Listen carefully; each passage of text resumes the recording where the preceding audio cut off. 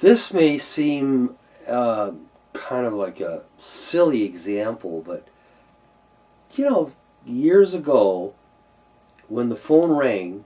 my mother would pick up the TV remote and answer. And if I was there at the time, I'd giggle and laugh, and my father would chuckle, and my mother would be frustrated, and the phone would keep ringing, and she'd kind of keep looking at the TV remote, trying to figure out what wasn't working, whereas next to her, the phone was ringing. Well, that happened once and twice and three times, and we all thought it was funny, but we really should have picked up on the early warning signs that there was a disconnect in what my mother was seeing and thinking, and her paradigm of what worked and what didn't for her, with what we should have seen as the early signs of a level of dementia, a level of cognitive disassociation with what the real world was about. Answering the remote was not really the way to go. We didn't do anything about it. We, in fact, I think, decided to ignore it. And in retrospect, had we taken that sign much more seriously,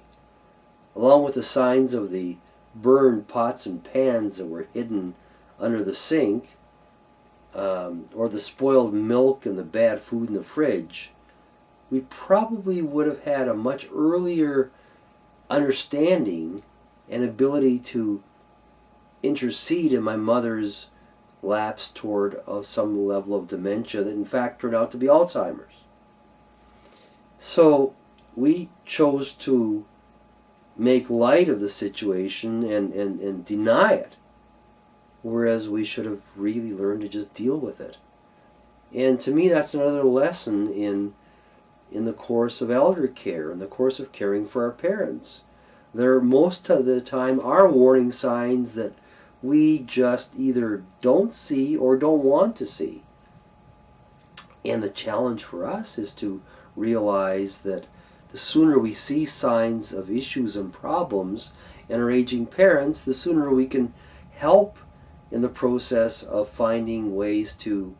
minimize the progression of a health issue,